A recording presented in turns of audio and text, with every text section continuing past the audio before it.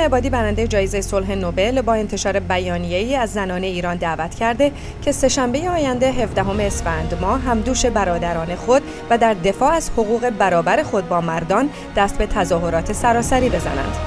شیرین عبادی قوانین تبعیض‌آمیز علیه زنان و اصلاح موادی از قانون اساسی جمهوری اسلامی را شرط برابری حقوقی زنان دانسته و از زنان ایران خواست که نگذارند به بهانه جلوگیری از بروز تفرقه خواسته‌هایشان نادیده گرفته شده و از همکنون مطرح نشود.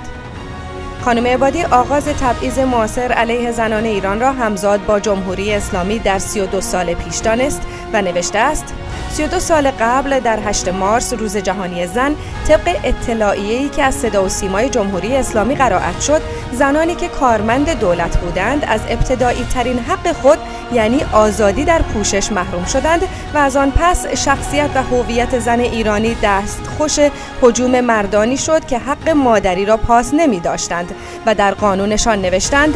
دیه زن نصف دیه مرد است. شیرین عبادی در جای دیگری از بیانیه خود تاکید کرده است که 32 سال است که آوای حق طلبی زنان ایران به فراموشی سپرده شده و سالها صدای حق طلبی زنان را به دلایل مختلف خفه کردند.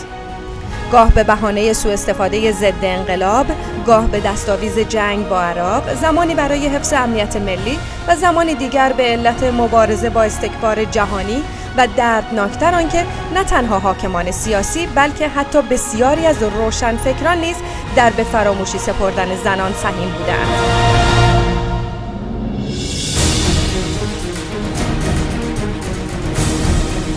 در 32 سال گذشته که برخی برای کسب قدرت سیاسی و بعضی دیگر برای تثبیت ایدئولوژی خود می‌جنگیدند، فریاد حق طلبی زنان به گونه‌ای شایسته شنیده نشد.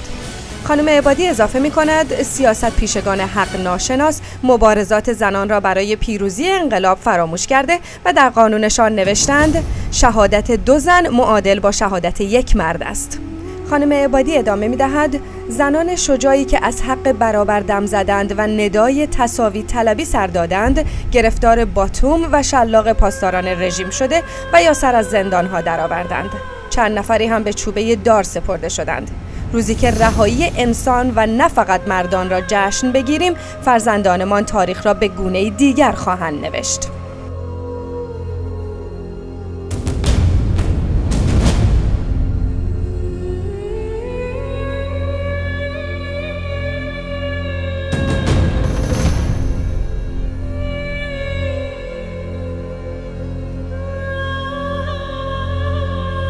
روز 8 مارس 1389 روز ویژه‌ای است. در این روز علاوه بر حقوق برابر زنان، خواست‌های دموکراتیک مردم ایران نیز مورد مطالبه قرار می‌گیرد. در مقاله‌ای با تیتر آیا ایران کشور بعدی است که در لموند به چاپ رسیده، در بخشی از آن آمده است: علی خامنه‌ای رهبر جمهوری اسلامی که فکر می‌کرد با واکسن اعدام و شکنجه ویروس اعتراض را ریشه‌کن کرده، گمان می‌برد که این استراتژی کارا باشد، ولی جنبش سبز سال 88 هنوز تسلیم نشده است. غمناک برای خامنه‌ای این است که جنبش‌های عربی و تضاد بین جمعیت تحصیل کرده ایرانی و سیستم سیاسی قرون وسطایی‌اش مشروعیتی برای رژیم او بر جای نگذاشته است.